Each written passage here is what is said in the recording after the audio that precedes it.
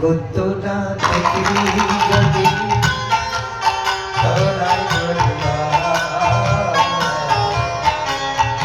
পতিত পাবন গৌরামা এলো নন্দায় গো পতিত পাবন গৌরামা এলো নন্দায়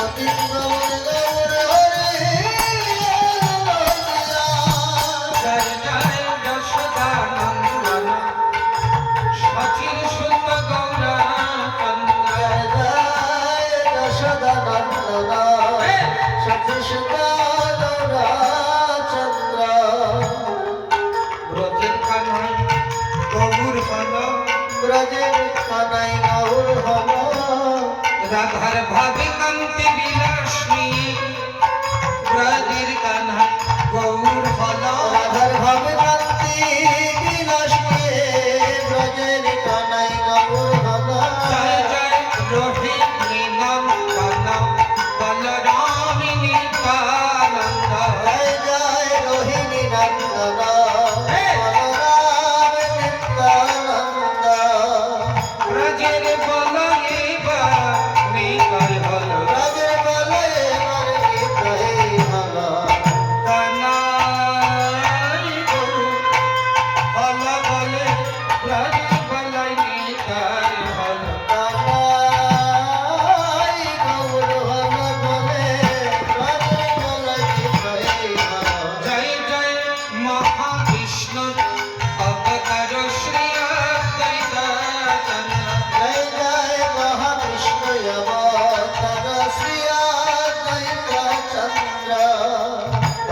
সীতানাথের জয় গাওয়া তোমরা সীতানাথের জয় গাওয়া যার কৃপাতে গৌর পেলাম সেই সীতানাথের জয় গাওয়া যার কৃপাতে গৌর পেলাম সীতানাথের জয় গাওয়া জয় জয় গদা ভজ শ্রীবাস অতি গৌর ভক্ত জয় জয় গদাধর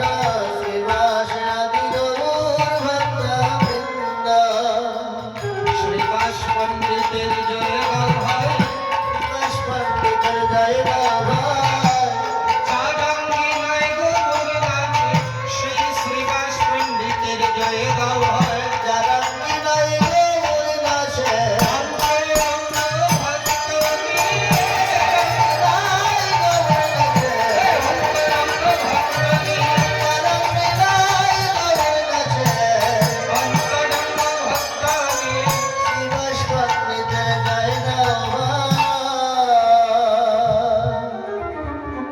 কলিযুগের যুগাবতার গৌরাঙ্গ মহাপ্রভু যুগধর্ম সংকীর্তন হরিনাম সংকীর্তন নিয়ে এসেছে।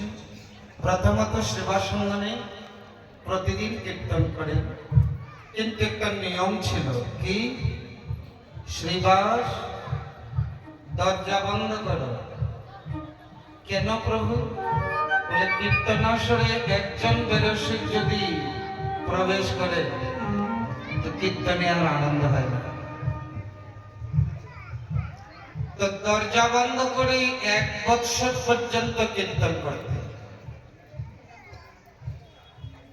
তো প্রতিদিন কীর্তন করেন।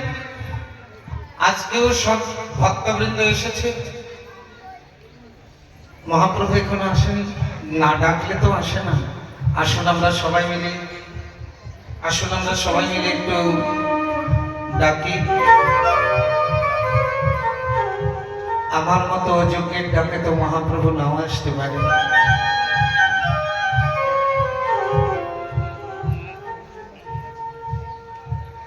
এত সুন্দর প্যান্ডেল, এত বড় আসর, আর এই কীর্তন কমিটি একটা কাজ করে এই অযোগ্যকে দিয়ে এগুলোর ভাগ।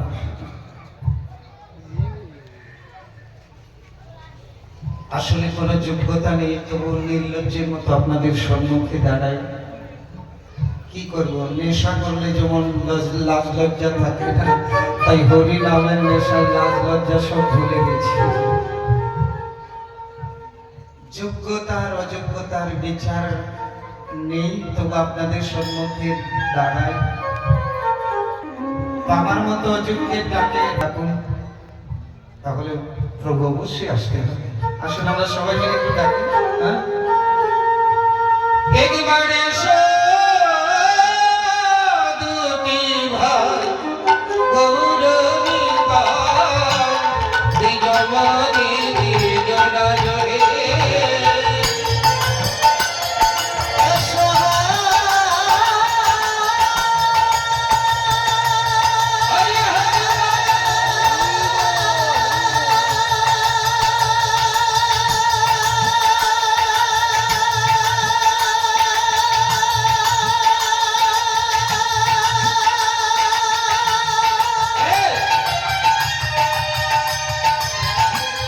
সচি